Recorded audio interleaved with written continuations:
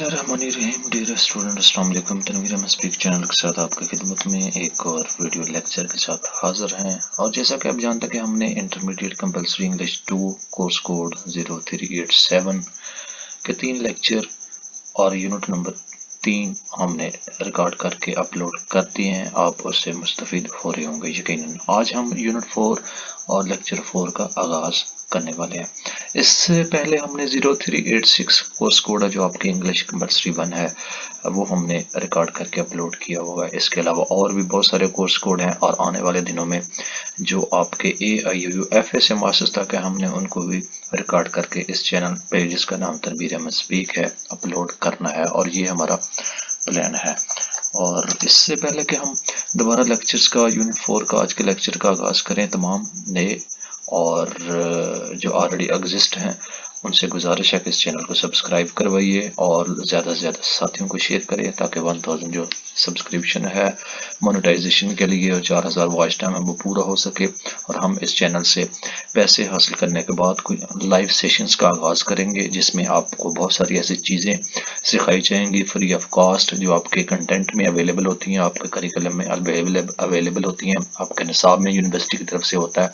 तो आप उसको अपनी शॉर्ट इनकम में या सोर्स ऑफ इनकम ना होने की वजह से या थोड़ी सी छोटी मोटी जॉब होने के साथ साथ इन चीज़ों को यहाँ से लाइव आप सेशंस में अडॉप्ट करके सीख कर आप उसको अपने लिए और अपने फैमिलीज के लिए नॉलेज हासिल करने के बाद कंट्रीब्यूशन कर सकते हैं। तो आज और अभी unit 4 asking questions to get information हम डिस्कस करने जा रहे हैं। आस्किंग क्वेश्चंस के सवालात को पूछना टू गेट इन्फॉर्मेशन, मालूमात के लिए, इन्फॉर्मेशन लेने के लिए, तो इसको हम डिस्कस करने जा रहे हैं। जैसा कि इमेज से ज़ाहिर है कि आपके सामने एक मीटिंग बैठी हुई और एक साहब जो है ना कुछ सवालात उनसे डिस्कशन कर रहे हैं। तो इसी किस्म की जो सिचुएशंस होती है, हम डिफरेंट ओपिनियन में हम उस चीज़ को प्ले आउट करते हैं और to get informations as usual. इसके भी 3 सेक्शंस हैं जिसमें हम क्वेश्चंस पूछेंगे इन्फॉर्मेशन के लिए। इसके अलावा topic, sentence and supporting details की रिकॉग्नाइजेशन की, उसकी पहचान के लिए उसमें बातचीत होगी सेक्शन बी में। इसके अलावा एज यूजुअल जैसा पिछले लेक्चर्स में हम डिस्कस कर चुके हैं, राइटिंग फॉर्मल लेटर्स, यानी कि इनफॉर्मल लेटर्स को हमने डिस्कस किया था। अभी हम फॉर्मल लेटर्स को डिस्कस करेंगे इस यूनिट में। तो सबसे पहले सेक्शन है asking questions to get information के सवालात हमने पूछने हैं इन्फॉर्मेशन के लिए। हैव यू एवर थॉट, क्या कभी आपने सोचा है, why you we ask questions all the time, कि हम लोगों से सवाल क्यों पूछते हैं। Will we ask questions because we want answers, क्योंकि हम जो है ना इसको सवालात का जवाब चाहिए होता है, हम इसलिए पूछते हैं। We ask questions to get some information, और हम इसलिए भी पूछते हैं कि हम कुछ इन्फॉर्मेशन हासिल करें। वी आस्क क्वेश्चंस हम इसलिए भी पूछते हैं because we want some kind of clarity, कि हम कुछ चीज़ों को क्लैरिटी और उसका साफ जो मतलब है वो पता चल सके अबाउट डिफरेंट इश्यूज, मुख्तलिफ प्रॉब्लम्स में। तो ये है कि आप आस्किंग कुछ सवालात को क्यों पूछते हैं, इन्फॉर्मेशन के लिए, किसी इश्यूज को रिजॉल्व करने के लिए, उसकी क्लैरिटी के लिए, कुछ कन्फ्यूजन को क्लियर करने के लिए। तो ये है सेक्शन ए में इन चीज़ों के बारे में आगे मुख्तलिफ किस्म की एक्सरसाइजेज और असेसमेंट्स आपको दी होगी, वो हमने अटेम्प्ट करनी है। कुछ एक दो मैं आपको एज ए लेक्चरर आपको सॉल्व करके बताऊंगा, डिटेल में बता दूंगा कुछ एग्जांपल्स के साथ। बाकी आप लोगों ने इट्स ट्राई करनी है और आपको हमारा काम है इस लेक्चर में आपको थीम प्रेजेंट करना कि यूनिट में क्या एक्चुअली बताया गया। तो जैसा कि हमने ये पैराग्राफ को डिस्कस किया कि किस मकसद है, क्यों पूछते हैं, किस लिए, इन्फॉर्मेशन के लिए या किसी चीज़ को कन्फ्यूजन को दूर करने के लिए या प्रॉब्लम को सॉल्व करने के लिए हम किसी और से पूछते हैं। जैसा कि ये जो है ना वो इमेज से ही जा रहा है, और जैसा ये एज एग्जांपल कि ये पूरे का पूरा यूनिट है, ये पूरे का पूरा निसाब दिया गया और मैं आपके सामने आपको सोल्यूशन दे रहा हूँ कि आपने किस तरह की प्रिपरेशन करनी है अपने एग्जाम के लिए, इसको किस तरह अटेम्प्ट करना है, अपने नॉलेज को किस तरह इन्हेंस करना है। तो ये आपका एक सवाल होगा, तो ये भी आप एज ए उस चीज़ को क्लैरिटी के लिए आप इसको इसके साथ अटैच कर सकते हैं। तो रिकॉर्डेड टेक्स्ट 7 है और एज यूजुअल ये भी एक डायलॉग है, डायलॉग 1 है, डायलॉग 2 है, डायलॉग 3 है, डायलॉग 4, डायलॉग 5 है, जिसमें एक गर्ल है, उसकी अम्मी है, राफे है, जाहिदा, स्टूडेंट, टीचर्स है, नवीज, जाहिदा। तो ये कुछ क्वेश्चंस हैं, उन्होंने उनसे डिस्कस किया और उनका रिप्लाई किया तमाम कुछ इश्यूज के। तो ये एक तरीकाकार होता है, इसको आप सुन ले या रीड आउट कर लें, आपको समझ आएगी कि आप सवाल क्यों करते हैं। वैसे आपको ओवरव्यू मैंने आपको दे भी दिया। So what did you notice in this dialogue in अब जब आप इन चीज को सुनेंगे या पढ़ेंगे तो आपको नोटिस करना पड़ेगा या आपने नोटिस किया होगा। Well, people want to know something, कि लोग क्यों जानना चाहते हैं कुछ ना कुछ, they want to have some information, और कुछ इंफॉर्मेशन को जानना चाहते हैं, देयरफॉर इसलिए they are asking question to get the information, कि वो क्वेश्चन पूछते हैं इंफॉर्मेशन को लेने के लिए, दे नीड, जो उनको जरूरत होती है। In this unit we will give you some practice, और इस यूनिट में हम आपको कुछ प्रैक्टिस करवाएंगे ना, how to ask question in English, के इंग्लिश में आपने क्वेश्चंस को किस तरह पूछना है, to get information for information, यानी कि मालूमात के लिए इन्फॉर्मेशन में आपने किस तरह क्वेश्चंस को पूछना। So you must have in situations, आपको कुछ हालात दिए जा रहे हैं where people might have asked you the following basic question, जिसके आपको जो है ना मुख्तलिफ किस्म की सिचुएशंस में आपको सवाल जो पूछने होंगे या पूछते हैं, या जिन चीज़ों को आपने फॉलो करना है उनके लिए आप क्या तरीकाकार होगा। व्हाट इज़ योर नेम, आप नाम का पूछ सकते हैं। How old are you, where do you live, what do you do, which is your country, और where do you come from. तो ये सिचुएशंस को मद्देनजर रखते हुए आप इन सवालात को इन इंग्लिश आप किसी से आस्क कर सकते हैं, किसी से पूछ कर सकते हैं। इन फ्रेजेस को और इन एक्सप्रेशंस को आप लर्न करके अपने वोकैबुलरी में ऐड कर लें, और ये आप सिचुएशंस में पूछ सकते हैं। Let us talk you back to until unit 2 of the compulsory English man. हम पिछली बात करेंगे यूनिट 2 जो 386 में हमने डिस्कस किया था उस कोर्स में। इन दैट यूनिट, उस यूनिट में we have briefly told you about, हमने आपको डिटेल में बताया था WH क्वेश्चंस। डू यू, अगर आपको याद है व्हाट वी हैव टोल्ड, कि हमने उस यूनिट में क्या बताया था। अगर आपने नहीं सुना हुआ तो आप यूनिट 2 इंग्लिश 386 का जो ऑलरेडी अपलोडेड है उसको भी WH क्वेश्चंस के डिटेल में हमने डिस्कस किया था, तो उसको आप लाजमी रीड आउट कीजिए और आप लाजमी लिसन करें ताकि आपको ओवरव्यू हो सके WH। वेल, तो अच्छा, टू हेल्प यू, आपकी मदद के लिए here all the examples of WH question. यहाँ पे आपको एग्जांपल दी जा रही है कि WH क्वेश्चन एक्चुअली होता क्या है, that we ask to questions, और हम इसको क्यों यूज करते हैं पूछने के लिए। Read the table given below carefully to understand different functions of WH questions. नीचे जो टेबल दिया गया है आप इसमें डिस्कस करते हैं और अंडरस्टैंड करते हैं कि WH एक्शन होता क्या है।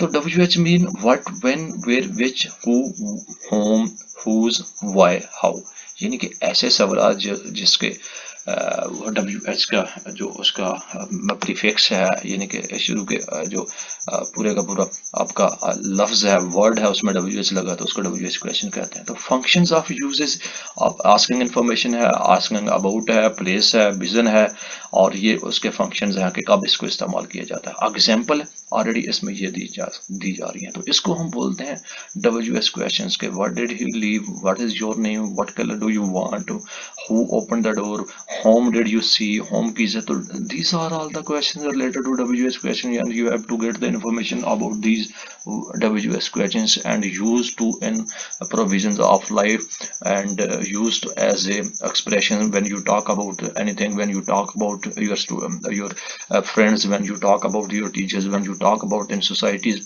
so you can use these, or all of the functionality is called WH questions. तो आप इनको इनहेंस करने के बाद इनको आप यूटिलाइज कर सकते हैं, और इससे आपकी इंग्लिश में वोकैबुलरी में इजाफा भी होगा।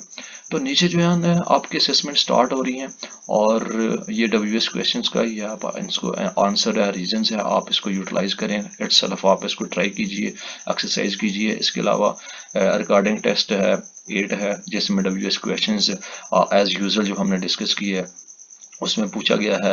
इसके अलावा डायलॉग 6 है, आप इसको रिपीट कीजिए और अपने नॉलेज को इनहेंस कीजिए। डायलॉग 6 है, डायलॉग 7 है, सेम एज यूजुअल हम एक थीम जो आपको प्रेजेंट कर चुके हैं, तो आप इनको रिपीट कीजिए, इटसेल्फ ट्राई कीजिए, और सेम वही क्वेश्चंस हैं, और अपने नॉलेज को इनहेंस कीजिए। इसके अलावा डायलॉग 10 है, मैन 1, मैन 2, सेम उसी तरह ये वही चीज़ें हैं, और सिर्फ सिचुएशन डिफरेंट है, और बाकी वर्डिंग आप वही यूज़ की जा रही है। तो असेसमेंट 2 में है, आप देखें ये इसमें भी आपको एक जो है ना दिया गया है, डायलॉग दिए गए हैं और उसमें कुछ एग्जांपल दिए गए, इसको आपने पुट करना है। इसको भी एक्सरसाइज कीजिए और असेस कीजिए। अगर आपको यहाँ पे समझ नहीं आ रही तो की सिलेक्शन एट द एंड आपके चैप्टर है, उसको आप यूज कर सकते हैं, वहाँ पे उसमें आंसर है। इसके अलावा असेसमेंट 3 में आपको अप्रोप्रिएट क्वेश्चंस है और यहाँ पे भी आपको राइट करना है और उसके अकॉर्डिंगली ये आंसर है। क्वेश्चंस आपने खुद क्रिएट करना है, इन तमाम चीज़ों को आगे क्वेश्चन मार्क्स लगा देना है। तो आप अपने नॉलेज में एनहेंस कर सकते हैं एक्सरसाइज करने के बाद। तो आप यही चीज़ें आपको रोज़मर्रा की ज़िंदगी में इस्तेमाल करनी होंगी, इसी तरह आपको बातचीत में करनी होंगी। एक और एग्जांपल है जिसमें डॉक्टर है, मिस्टर अरशद है और वो डिस्कशन की जा रही है। इसको भी आप सेल्फ ट्राई कीजिए और fill in the blanks put कीजिए और हमारा काम है आपको एक दो प्रेजेंट कर देना, एक दो थीम।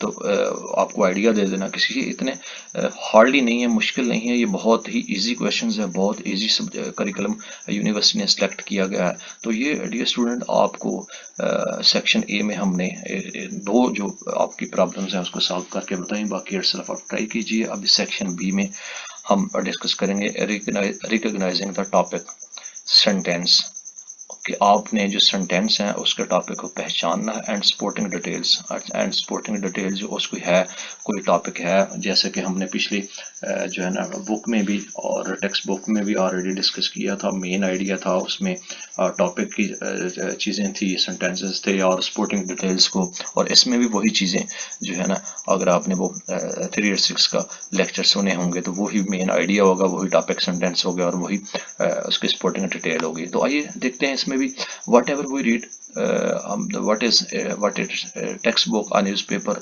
हम जो भी पढ़ रहे हैं, का वो टेक्स्ट बुक है, न्यूज़ पेपर है, लेटर है, रिपोर्ट है और नॉवल और poem, every text has its own theme.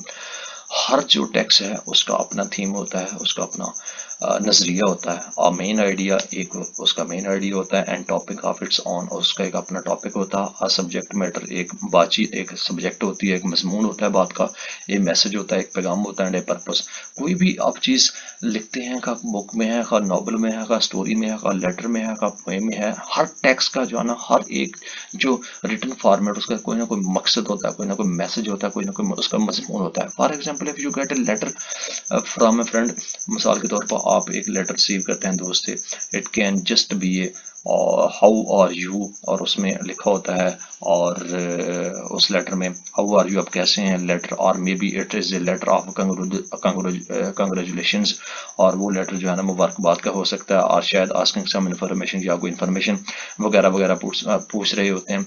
Then it you read a microwave oven manual.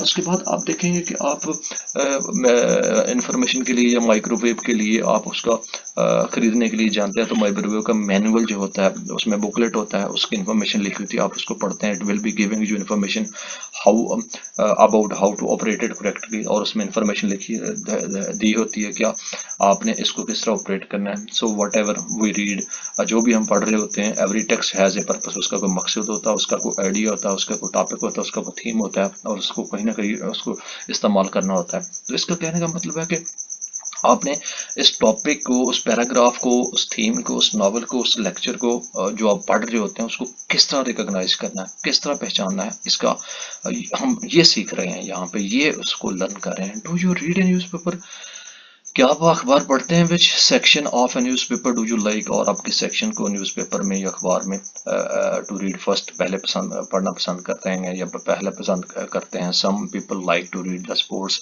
कुछ लोग स्पोर्ट्स को पसंद करते हैं। Section of a newspaper, newspaper के सेक्शन में से। And some the business page, कुछ बिजनेस पेज को देखते हैं। Some just the entertainment page, कुछ एंटरटेनमेंट पेज को देखते हैं। Whereas some like to read the classified advertisement page, और कुछ लोग ऐसे हैं इसी तरह जो है ना वो कुछ लोग पसंद करते हैं क्लासिफाइड यानी कि इश्तिहारात वाले पेज को। All these sections of a newspaper, ये जो तमाम सेक्शन है newspaper, have their own main ideas, इनका एक अपना मकसद है, अपना एक थीम है, अपना एक करदार है, और टॉपिक, थीम्स एंड पर्पस, और उसके अपने मकसद हैं जो जो भी उसमें है। So in this section we give you some practice, हम इस सेक्शन में आपको कुछ प्रैक्टिस देंगे कि जिस तरह आपने मेन आइडिया को रिकॉग्नाइज करना है, टॉपिक सेंटेंस को, और इन सपोर्टिंग इन टेक्स्ट, कि टेक्स्ट में इन तीन चीज़ों को main idea, topic sentence, supporting details है, उसको कैसे हम पहचानते हैं। Let us first read what a paragraph is. आइए देखते हैं कि पहले पैराग्राफ में क्या होता है। A paragraph is a series of sentence that carries and develop और टॉपिक और वन मेन आइडिया। एक जो पैराग्राफ होता है जो वो किसी न किसी जुमलों को लेके चल रहा होता है और वो डेवलप करता है किसी टॉपिक को या किसी एक थीम को या किसी एक मेन आइडिया को। द वन टॉपिक और main idea of a paragraph is stated in sentence. एक जो टॉपिक है, मेन आइडिया होता है जो पैराग्राफ में बयान किया जाता है, उसको एक जुमला which is called a topic, वो टॉपिक सेंटेंस, वो जो एक टॉपिक कहलाता है। द टॉपिक सेंटेंस फॉलो और supported by other related sentence that are called supporting details. और उसी टॉपिक से रिलेटेड जो भी चीज जुमले उसके साथ जुड़े होते हैं उसको सपोर्टिंग डिटेल कहते हैं। और paragraph also has a concluding sentence which relates to the main idea और टॉपिक सेंटेंस। और एक जो पैराग्राफ होता है उसके जो आखिरी जुमले होते हैं उसके आइडिया के साथ जो रिलेट कर रहे होते हैं उनको कंक्लूडिंग सेंटेंस कहते हैं। बट इन डिफरेंट वर्ड्स, लेकिन जो मुख्तलिफ वर्ड होते हैं एंड समरीज द पैराग्राफ, और जो समरी जो होती है, जो पैराग्राफ होते हैं उसमें मुख्तलिफ होते हैं। तो मेन आइडिया के साथ जो चीज़ें अटैच होती हैं उसको सपोर्टिंग डिटेल कहते हैं। और जो सेंटेंसेस होते हैं जो डेवलप कर रहे होते हैं टॉपिक को, उसको मेन आइडिया कहते हैं। और जो एंड पे आके जो उसके साथ रिलेट करके किसी बात चीज़ को कंप्लीट किया जाता है समरीज बना के या पैराग्राफ बना के, उसको हम कंक्लूडिंग सेंटेंस कहते हैं। तो ये है मेन आइडिया, यानी कि किसी भी चीज़ को आप सीखते हैं, प्रेजेंट करते हैं या लिखने की कोशिश करते हैं। नेक्स्ट में लिखा है the main idea paragraph tell us the topic of the paragraph और व्हाट ए पैराग्राफ और आर्टिकल इन अबाउट। और जो मेन आइडिया होता है पैराग्राफ का होता है, मेन आइडिया और टॉपिक के मतलब वो हमें बताता है कि किसके बारे में ये आर्टिकल लिखा गया। Main idea means is important, what is important. Main idea का मतलब होता है कि क्या अहम है, और the heart of the matter, और क्या जो दिल की बात है, जो मेन जो बात है इसकी, इस पैराग्राफ की, वो क्या है। आइडिया मीन्स द ट्रूथ और द टॉपिक। और जो आइडिया का मतलब होता है उसमें थॉट होता है और टॉपिक होता है। The main idea of a paragraph therefore is the main point. इसलिए जो मेन पैराग्राफ में मेन आइडिया होता है वही जो मेन पॉइंट होता है, द सेंट्रल थॉट, और जो मरकजी किरदार होता है, और मैसेज ऑफ द पैसेज, और जो पूरे उस पैसेज का या उस टेक्स्ट का या पैराग्राफ का थॉट होता है वो उसका मरकजी किरदार होता है। और टॉपिक सेंटेंस, जो एक टॉपिक का जुमला होता है, is used the sentence of a paragraph. और उसको जो है ना आमतौर पे पहला जुमला पैराग्राफ का कहते हैं। The topic sentence introduces the main idea of a paragraph. और जो टॉपिक का जुमला होता है वो इंट्रोड्यूस करवाता है मेन आइडिया के पैराग्राफ को। The rest of the paragraph consist of sentences. बाकी जो पैराग्राफ के जुमले उसमें शामिल होते हैं द डेवलप और एक्सप्लेन द टॉपिक सेंटेंस। और वो उसकी डिटेल और उसकी तशरीह उस टॉपिक की बयान कर रहे होते हैं। And are called supporting details, और उसी को हम सपोर्टिंग डिटेल कहते हैं। Supporting details give additional information to help readers.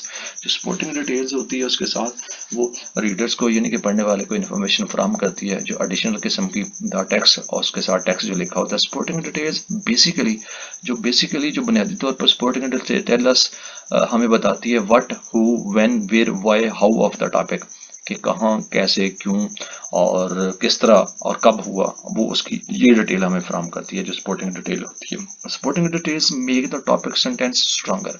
और जो सपोर्टिंग डिटेल्स होती है जो किसी भी किस्म का जो टॉपिक होता है उसके जो जुमले होते हैं उसको मजबूत बनाती है। तो डियर स्टूडेंट, ये था इस सेशन का मेन आइडिया, सपोर्टिंग डिटेल्स और जो सेंटेंसेस हैं और जो टॉपिक है उसके बारे में हम उसको किस तरह रिकॉग्नाइज कर रहे हैं, और उसके बारे में ये डिटेल हमने इसका मेन इस सेशन का डिस्कस किया। तो आगे जो है ना असेसमेंट है, एक एक्टिविटी है जिसमें टॉपिक सेंटेंस का मेन आइडिया है, सपोर्टिंग सेंटेंस है और कंक्लूडिंग सेंटेंस है जिसको हमने पिछले अभी डिस्कस किया। सेम उसी तरह आप इसको कंक्लूड कर सकते हैं। ये कुछ ड्राई फ्रूट्स के बारे में है और उसके जो सपोर्टिंग एलिमेंट्स है, इसके अलावा ये एक कुछ नॉमेनक्लेचर दिए गए हैं, इसके अलावा फ्रूट्स हैं। तो इनको आप इट्सल्फ ट्राई करके उसमें ऐड कर सकते हैं और अपने नॉलेज को इन्हेंस कर सकते हैं कि आपने किस तरह मेन आइडिया और उसके साथ सपोर्टिंग डिटेल्स और उसके जो सेंटेंसेस हैं और जो टॉपिक है किस तरह रिकॉग्नाइज किया। So we want you try to first read the following paragraph. After reading it, see if you can answer in one word as what is the paragraph about, what is the main idea or topic of the paragraph. और यहाँ पे जो हम देख रहे हैं कि हम इसको देखते हैं कि एक पैराग्राफ है और इसको पढ़ने के बाद हम जो है ना एक वर्ड इस पैराग्राफ में व्हाट इज द, किसके बारे में ये पैराग्राफ है वो उसके बारे में जानेंगे। What is the main idea और इसका मेन आइडिया क्या है।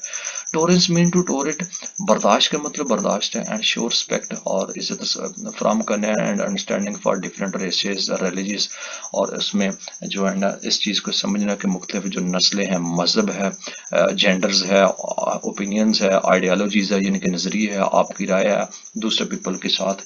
जो बर्दाश्त है हमें ये सिखाता है कि हम दूसरों की नस्ल, आइडियालॉजी, उसका नज़रिया, उसके रेसेस वगैरह को किस तरह हम इज्जत फराम करते हैं या किस तरह रिस्पेक्ट करते हैं, जो हमें बर्दाश्त कराती है।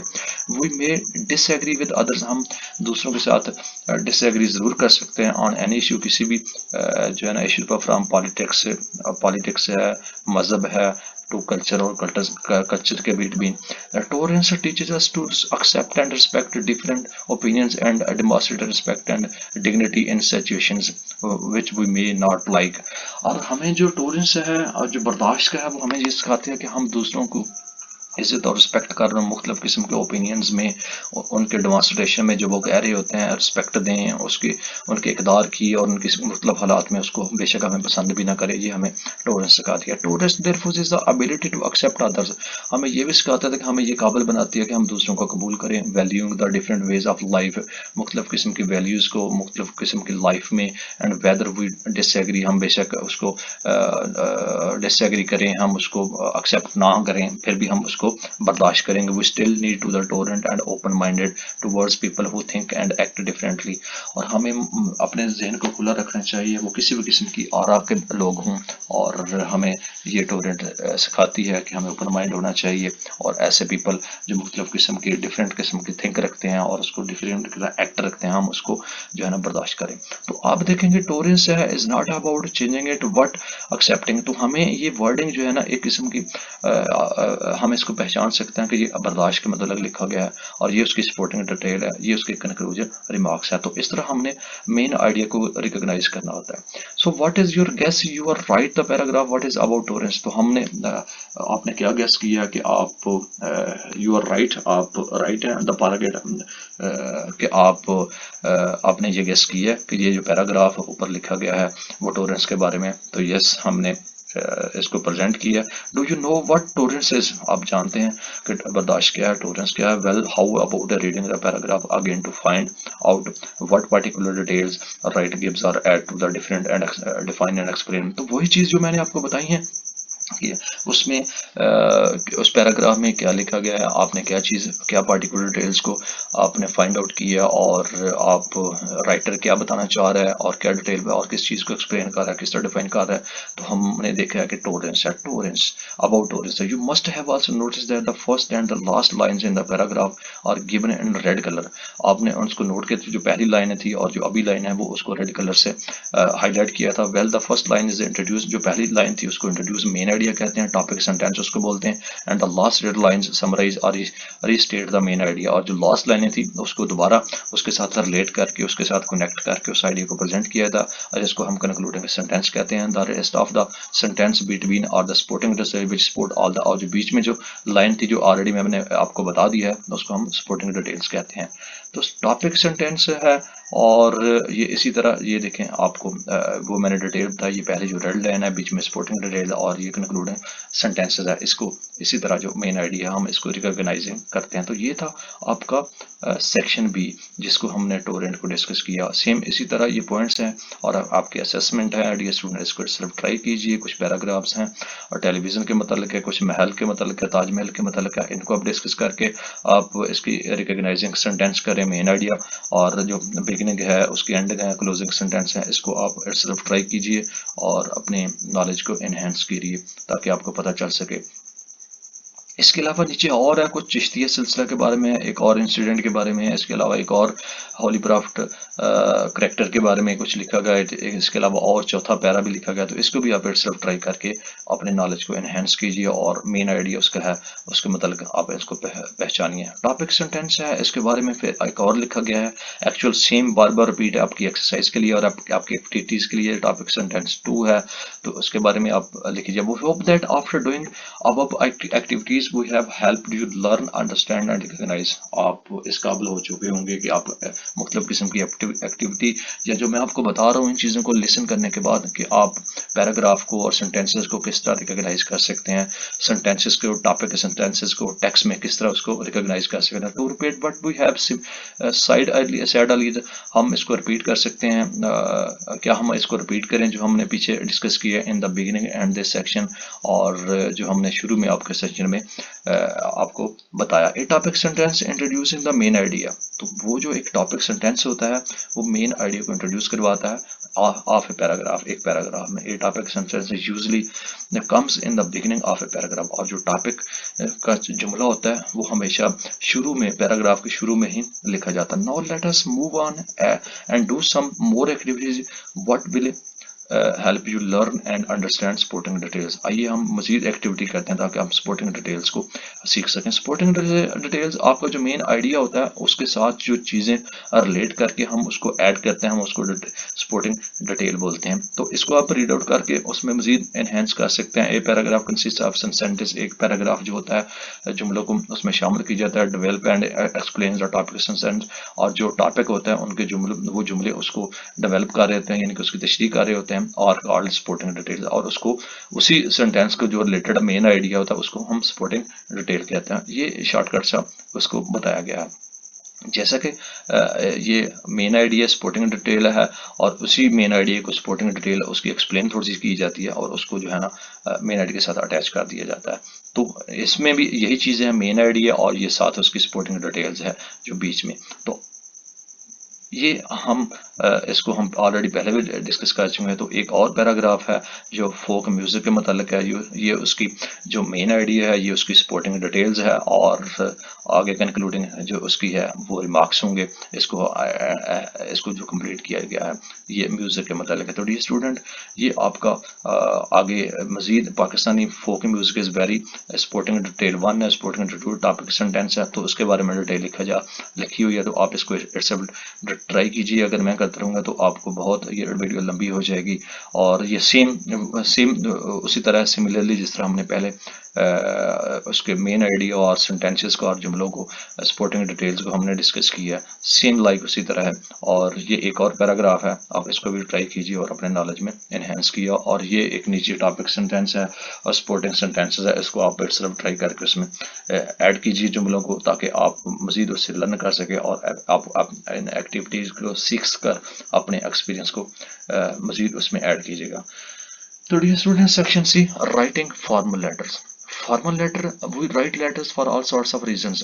बहुत सारी वजूहात होती हैं जिसकी वजह से हम लेटर लिखते हैं।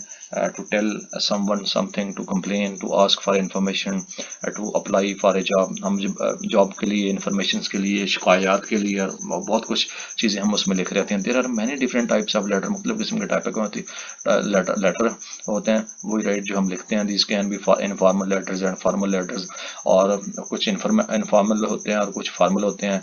इनफॉर्मल जो पर्सनल होते हैं, फॉर्मल जो होते हैं ऑफिशियली होते हैं। And unit 3 you have learned about informal letter. पिछले यूनिट में हम यानी कि यूनिट 3 में इनफॉर्मल लेटर के बारे में पढ़ा था और डिस्कस किया था। In this unit we will briefly explain formal letter, और अभी हम जो है ना फॉर्मल लेटर के मतलब डिस्कस करने जा रहे हैं। फॉर्मल लेटर एक्चुअली जो बिजनेस एक्टिविटीज़ होती हैं, जो ऑफिशियली एक्टिविटीज़ होती हैं, जो पब्लिक सेक्टर्स में होती हैं, प्राइवेट सेक्टर में होता है, जो ऑफिस टू ऑफिस बातचीत होती है, उसको हम फॉर्मल लेटर बोलते हैं। A formal letter is also called an official letter, इसको ऑफिशियल लेटर भी कहते हैं।